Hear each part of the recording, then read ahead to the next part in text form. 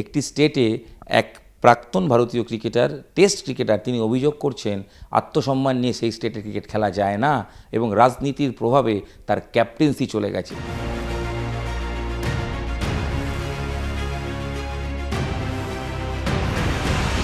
ভারতীয় ক্রিকেটে জয়গান আমরা বেশ কয়েকদিন ধরেই করছি, তার কারণ তরুণ শক্তি নিয়ে ভারতীয় দল ইংল্যান্ডের বিরুদ্ধে এক ম্যাচ বাকি থাকতেই সিরিজ জিতে নিয়েছে।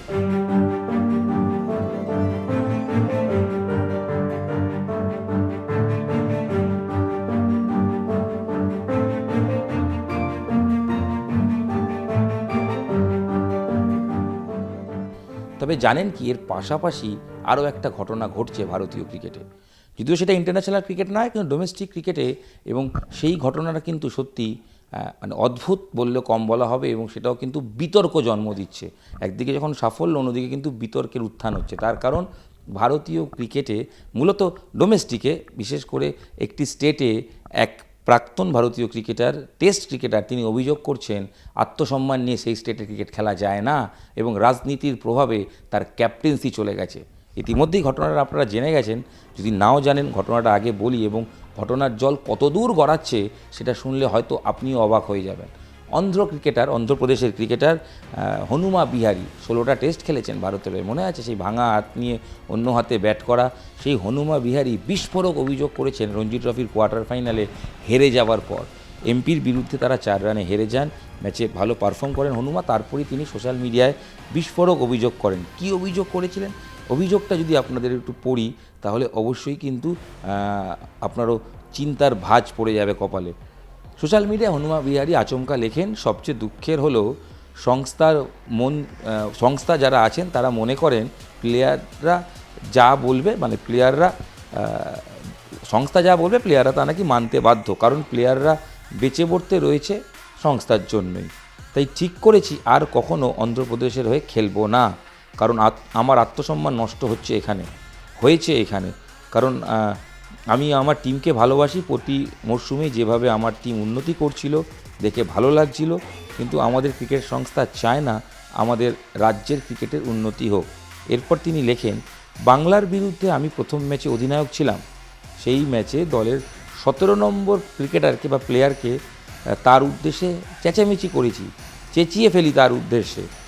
সে গিয়ে নাকি তার বাবাকে নালিশ করে এবং বাবাকে অভিযোগ জানায়, এবং তার বাবা আমাদের রাজ্য অর্থাৎ অন্ধ্র ক্রিকেট অ্যাসোসিয়েশনের ক্রিকেট সংস্থার কর্তাদের বলেন যে হনুমা বিহারিকে নাকি সরিয়ে দিতে হবে, ব্যবস্থা নিতে হবে, এবং ব্যবস্থা নেওয়ার কথা বলেন। এবং যেটা দেখা যায় যে তিনি হনুমা বিহারি লিখছেন, গতবারের রঞ্জি ট্রফি ফাইনালিস্ট বাংলার বিরুদ্ধে আমরা স্কোর তাড়া করে ফার্স্ট ইনিংসে লিডও নিয়েছিলাম, তারপরেও আমাকে নেতৃত্ব ছেড়ে দিতে বলা হয়েছিল এবং আমার কোনো দোষ ছিল না। আমি ব্যক্তিগতভাবে সেই প্লেয়ারকে কোনো আক্রমণ করিনি। এরপর নেতৃত্ব ছেড়ে দেন হনুমা বিহারি, এই লম্বা পোস্ট, এবং তারপর রিকি ভুই ক্যাপ্টেন হন। কিন্তু রঞ্জি ট্রফি কোয়ার্টার ফাইনালে হারের পরই পুরো অভিযোগটা তিনি লেখেন। মূলত অভিযোগ যে দলের এক 17 নম্বর ক্রিকেটার, অর্থাৎ তিনি স্কোয়াডে থাকা ক্রিকেটার, তার বিরুদ্ধে তিনি চিল্লামিল্লি করেছেন, তিনি স্বীকার করছেন, তিনি গলা উঁচিয়ে কথা বলেছেন। সেই কারণে সেই সংশ্লিষ্ট ক্রিকেটার নাকি তার বাবাকে নালিশ করে এবং বাবার নাকি রাজনৈতিক প্রভাব রয়েছে, সেই কারণে অন্ধ্র ক্রিকেট কর্তাদের তার বাবা এসে বলেন এবং তাকে ক্যাপ্টেন্সি থেকে সরে যেতে বাধ্য করা হয়। এই চর্চা যখন হয় তারপর সেই ক্রিকেটার কিন্তু প্রকাশ্যে আসেন, এবং যে ক্রিকেটারকে সবাই খোঁজ শুরু করছিল সেই ক্রিকেটার কে সেই ক্রিকেটার জানা যায় যে তার নাম KN প্রবৃদ্ধিরাজ। এই ক্রিকেটার, তিনি সোশ্যাল মিডিয়ায় লেখেন, আমি সেই ক্রিকেটার যাকে আপনারা সবাই মিলে কমেন্ট বক্সে খুঁজছেন। আপনারা যা শুনলেন পুরোটাই মিথ্যে। আমার কাছে আত্মসম্মান অনেক বড়। নোংরা ভাষায় ব্যক্তিগত আক্রমণ কোনোভাবেই মেনে নেওয়া যায় না। টিমের সবাই জানে সেদিন কি হয়েছিল। মহামান্য এই ক্রিকেটার আমাকে সেদিন কি বলেছিল, তোর জায়গা এটাই, এর চেয়ে তোর বেশি কিছু হবে না, সহানুভূতি আদায়ের চেষ্টা অন্যত্র গিয়ে করা উচিত। এরপরে পাল্টা আবার হনুমা বিহারি লেখেন এবং সেই বিবৃতি দিয়ে একটা ছবি দেন, তাতে দেখা যায় গোটা দলের সই রয়েছে। তাতে সেই ছবি নিচে তিনি লেখেন কি ঘটেছে সেদিন, পুরো টিম পুরো বিষয়টা জানে। এই অবধি ছিল প্রথম আপডেট। এরপরেও আরও আপডেট হয়েছে, তার কারণ অন্ধ্র ক্রিকেট সংস্থা তারা ঠিক করেছেন যে হনুমা বিহারির বিরুদ্ধে তারা কিন্তু তদন্ত করবে। তার আগে এর মধ্যে রাজনীতিও জড়িয়ে গেছে। কী রাজনীতি হয়েছে সেটাও অবশ্যই আপনাদের সঙ্গে শেয়ার করবে এই ভিডিওতে। হনুমা বিহারীর এরকম ঘটনা ঘটেছে যখন তিনি সোশ্যাল মিডিয়ায় বলেন, তখন দেখা যায় যে প্রাক্তন মুখ্যমন্ত্রী অন্ধ্রপ্রদেশের তিনি এ ব্যাপারে কিন্তু সরব হয়েছেন। প্রাক্তন মুখ্যমন্ত্রী চন্দ্রবাবু নাইডু তিনি লিখেছেন বা তিনি বলেছেন যে নাম করে একটি দলের বিরুদ্ধে ওয়াইএসআর কংগ্রেসের চাপের কাছে মাথা নত করেছে অন্ধ্র ক্রিকেট বোর্ড। এবং বোঝাই যাচ্ছে হনুমা বিহারী বিতর্কে রাজনৈতিক রং লেগে গেছে, একটা দল আরেকটা দলের বিরুদ্ধে পাল্টা বলছেন কোথাও গিয়ে, এবং কোথাও গিয়ে ক্রিকেটের বাইরে গিয়ে হয়তো রাজনীতির জলঘোলা হচ্ছে, ঘটনার আরও আপডেট ঘটছে। সেই ঘটনায় কিন্তু অন্ধ্রপ্রদেশের ক্রিকেট অ্যাসোসিয়েশন তারা ঠিক করেন যে কোথাও গিয়ে তারা হনুমা বিহারীর বিরুদ্ধে তদন্ত কমিটি করবেন, এবং রীতিমতো তদন্ত কমিটি করা হয়েছে বলেই খবর। এবং যে আপডেট পাওয়া যাচ্ছে সেখানে কিন্তু অন্ধ্রপ্রদেশ ক্রিকেট কর্তারা তারা বলছেন যে বিবৃতি দিয়েছেন, তারা বলছেন পুরো ব্যাপারটা আমাদের নজরে এসেছে। মিস্টার হনুমা বাংলার বিরুদ্ধে ম্যাচ চলাকালীন স্কোয়াডে থাকা এক ক্রিকেটারের ওপর নাকি গলা চড়িয়েছিলেন, সবার সামনে তিনি সেই জুনিয়র ক্রিকেটারকে গালিগালাজ করেন, এতে দলের সংহতি এবং ভাবমূর্তি নষ্ট হয়েছে।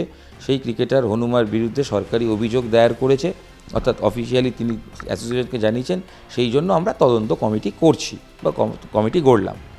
এই যখন এটা আসে তখন কিন্তু যদিও এই নিয়ে হনুমা বিহারী পাত্তা দিচ্ছেন না, তিনি পাল্টা বার্তা দিয়েছেন, তোমরা চেষ্টা করে যাও, যা করার করো, এরকম একটা বিভাগ। এবং অন্ধ্র ক্রিকেট অ্যাসোসিয়েশন তারা কিন্তু একটা লম্বা বিবৃতি দিয়েছেন। তো এবং তাই নয়, এবং এরপরে যেটা হয়েছে, কর্তাদের কটাক্ষ করে নিজের এক্স হ্যান্ডেলে হনুমা বিহারী লিখেছেন, মূলত যেগুলো বাংলা করে বলছি আর কি, এরপর কী হবে, ওরা দলের সাপোর্ট স্টাফদের ডেকেছে, ওদের সঙ্গে কর্তাদের আলোচনায় বসবে, সবাই সফট টার্গেট চাপ দিতে ভালোবাসে, এক্ষেত্রে তাই হবে বলে মনে হচ্ছে। নিজেদের চাকরি বাঁচানোর জন্য সাপোর্ট স্টাফরা আমার বিরুদ্ধে বলবে। হনুমা বিহারী কিন্তু বলছেন যে কি ঘটতে পারে। এর মধ্যেই যেটা ঘটনা সেটা হচ্ছে, যেটা বলার সেটা হচ্ছে রবিচন্দ্রন অশ্বিন তিনি আবার বলেছেন যে তার ইউটিউব চ্যানেলে যদি হনুমা বিহারী আসতে চান তাহলে তিনি কিন্তু রেডি ইন্টারভিউ করার জন্য। দেখুন কী ঘটেছে না ঘটেছে সত্যি আমাদের জানা নেই। অন্ধ্র ক্রিকেট অ্যাসোসিয়েশনের নিশ্চয়ই তারা চাইবেন বিষয়টাকে দ্রুত সমাধান করতে এবং তদন্ত করতে দেখতে, এবং যে ভুল করেছেন সে নিশ্চয়ই ক্ষমা চাইবেন, যে ভুল করেননি তার বিরুদ্ধে কোনো ব্যবস্থা হবে না, এটাই স্বাভাবিক। কিন্তু এই যে রাজনীতির রং লেগে যাওয়া, ক্রিকেটের পক্ষে কি এটা ভালো হচ্ছে? আমার জানা নেই। হনুমা বিহারী যখন লিখছেন একজন টেস্ট ক্রিকেটার রাজনীতির প্রভাব খাটিয়ে এক ক্রিকেটার নাকি তাকে ক্যাপ্টেন্সি থেকে সরিয়ে দিয়েছেন, এই অভিযোগটা কিন্তু খুব গুরুতর। এবং প্রাক্তন মুখ্যমন্ত্রী সেই ওখানকার তিনি চন্দ্রবাবু নাইডু তিনি আবার রাজনৈতিক দলের নাম করে দিচ্ছেন যে চাপের কাছে এটা হয়েছে, অন্ধ্র ক্রিকেট বোর্ড সেই চাপে পড়ে এটা করেছে।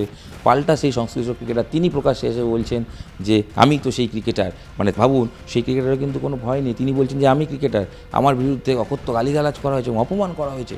জানি না সত্যি যদি এটা করে থাকে নিশ্চয়ই তদন্ত হবে, কিন্তু যাই হোক না কেন পুরোটাই তো তদন্ত সাপেক্ষ। তার আগে সোশ্যাল মিডিয়া জুড়ে একে অপরকে হনুমা বিহারী বলুন বা সেই প্রবৃদ্ধিরাজ বলুন কিংবা সেই অঞ্চলের রাজনৈতিক ব্যক্তিত্বরা বলুন, সবাই এইভাবে প্রকাশ্যে কাদা ছোড়াছুড়ি করে আলটিমেট কার লাভ হচ্ছে সত্যি জানা নেই।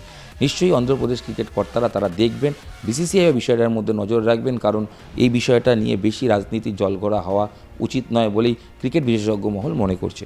দেখা যাক এই বিষয়ে আলটিমেট আপডেট কী হয়। এবং হনুমা বিহারী তিনি খেলবেন না, এবং লাস্ট যেটা আপডেট তিনি হয়তো এমপির সঙ্গে কথা বলছেন, অর্থাৎ মধ্যপ্রদেশের সঙ্গে কথা বলছেন, আগামী বছর তিনি সেখানেই রঞ্জি ট্রফি খেলতে পারেন পেশাদার ক্রিকেটার হিসেবে।